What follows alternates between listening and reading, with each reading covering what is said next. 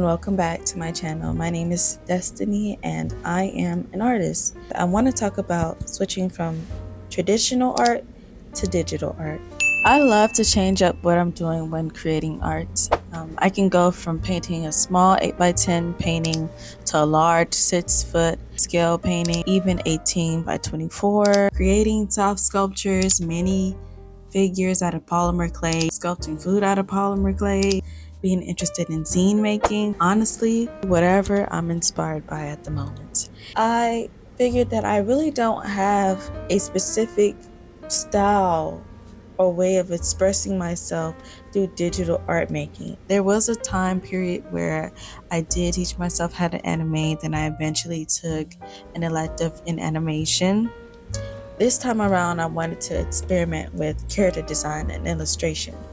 And my character design is still developing as I go on.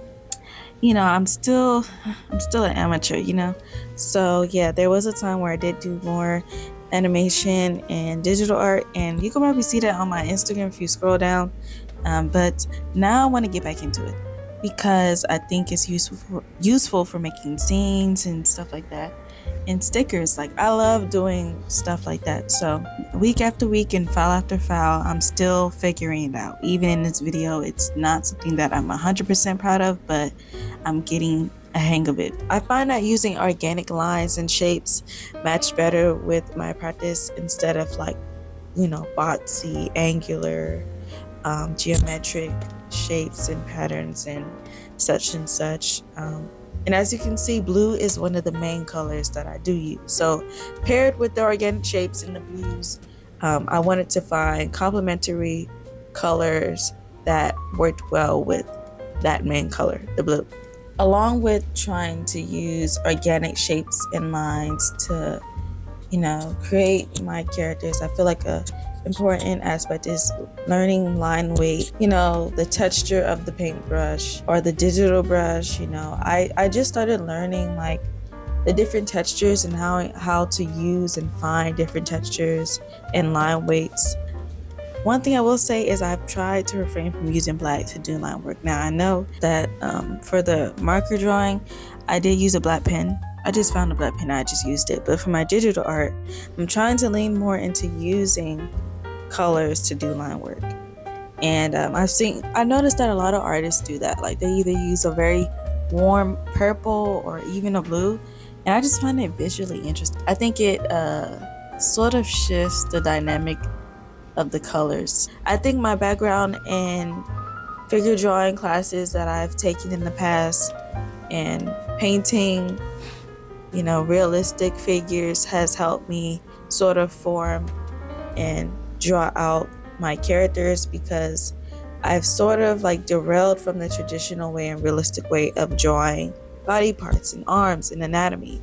And I don't feel like art has to necessarily be realistic or correct when it comes to anatomy when you're doing your art style, but I think it's very helpful when you do understand how to draw the arms realistically, or the face, the head, the shoulders, the proportions, the body proportions realistically. I feel like it gives me some sort of like reference to draw from.